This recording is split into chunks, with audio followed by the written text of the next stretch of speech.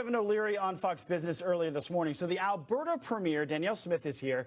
You know, there are way too many barriers for Canada to join the United States in terms of statehood. But why do you think the idea of statehood is resonating with Canadians?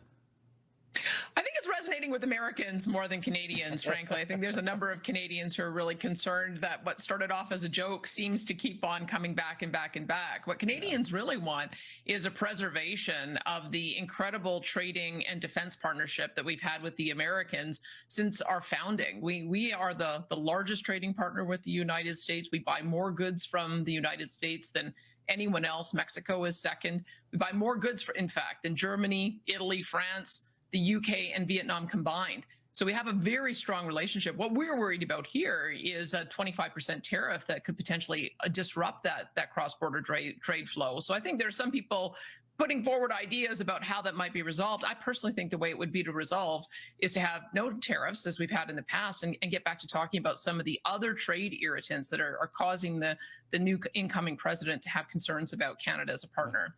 Well, and you and I have talked before about the border between the U.S. and Canada. There's now a $1.3 billion security proposal on the Canadian side.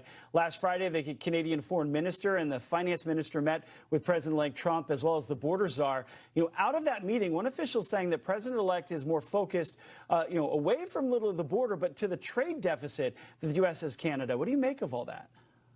Well, if you look back a few years in sort of around 2015, Canada actually had the trade deficit with the U.S. I think that's a demonstration of how balanced our trade is sometimes we have a deficit and sometimes you do. And often it's really related to commodity prices. As we know, in the last 10 years, commodity prices have gone up, and that pretty well explains most of that difference. But that's also beneficial to Americans. I mean, America is looking for where they're going to get critical minerals. How are they going to make sure that they have enough oil and gas to keep gas prices low? Where are they going to be able to get food product to process and then ship around the world, including back to us? And so I would say that that if we can take the issue of commodity prices out of the mix, we actually have what it is that the U.S. president is looking for, is a fair and balanced trade relationship. I think that personally that the president has good reason to turn his sights to other jurisdictions that that have a massive trade deficit, are not buying the equivalent amount of American goods, and that seems to me to be where his issue lies. I think Canada will continue to be a really great trading partner with the United States, and that balanced trade is what other countries should be aspiring to.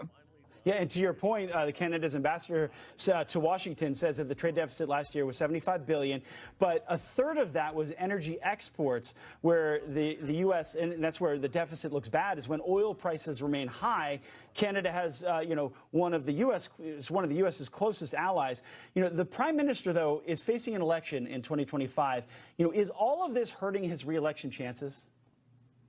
Most definitely. I mean, I think you're beginning to see even his own party is calling for an election or for him to resign. I've been calling for an election for some time.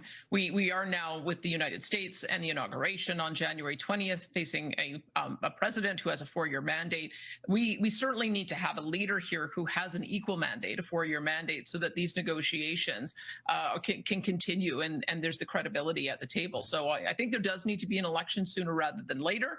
And I hope that we don't end up seeing really massive tariffs and a beginning of a trade war in the meantime. I think that would be terrible for both Canadian consumers and American consumers. Because to your point about energy, part of the benefit you get from having Canadian energy is if we had a 25% tariff, it would cost $1 a gallon more. And I don't think American consumers want that. We're running out of time. I want to get this in 15 seconds. You're coming to the inauguration of President-elect Trump. Why is it important for you to be here for that?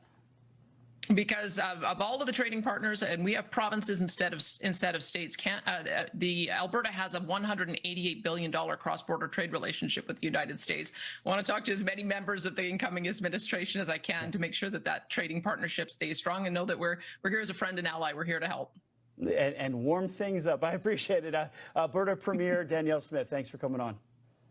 Thank you.